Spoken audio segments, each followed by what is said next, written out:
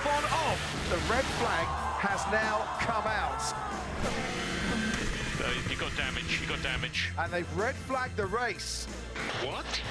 He need red flag. Oh my god. It's lights out, away we go. And there's contact. Carlos Sainz spins Fernando Alonso around.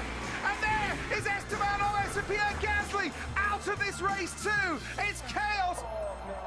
We had a chaotic end to the Australian Grand Prix 4 weeks ago. So when we got here to Baku, I thought I'm going to go and speak to a man who was in the hot seat to make those tough decisions at the end of the Grand Prix.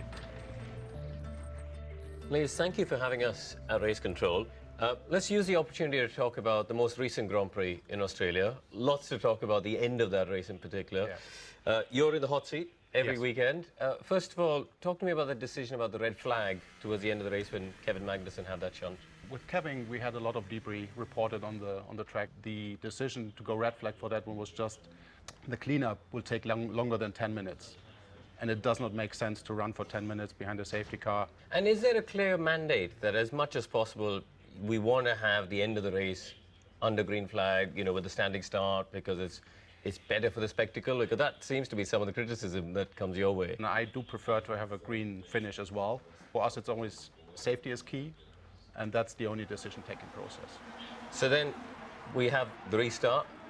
Again, you ended up in a situation where you chose to red flag the race at that point, and then we had the one lap at the end. Did you not consider just putting the safety car out, and then, you know, we could have just done one lap to finish the race on the safety car? Yeah, it was, for a quick moment, it was part of the decision-taking process, but we had the information from the two drivers that crashed, that there was a certain G was triggered, so the medical car had to stop and check the drivers. So obviously you've got to make some tough decisions in terms of the red flags and safety cars and things, but when we see incidents like we saw at the restart, you just report it to the stewards, don't you? Yeah, that's true. I'm more or less like a policeman. I just see that something went wrong, or I get reports from the marshals. They say two drivers collided, or there was contact, or something else. And then I have a chat with the stewards, and they are the judges on site. So they get the information, they get sent all the evidence, so they can then take a decision. So we have 5 seconds penalty. No, it cannot be, Ricky. Do I deserve to be out of the points? No. No, Yeah. it's unacceptable. Tell them, it is unacceptable. They need to wait until the race is finished and discuss with me. And they don't actually sit in race control, do they, stewards? No, no. So what are they? They have their private room. Can we go have a look? Yeah, absolutely. How private is it? It's just across the floor. So Niz, the stewards are in a completely different space, Yeah. and they're discussing the incident. So you report it, Exactly. and then you don't have any other communication? No, it's absolutely their decision to give a penalty or not.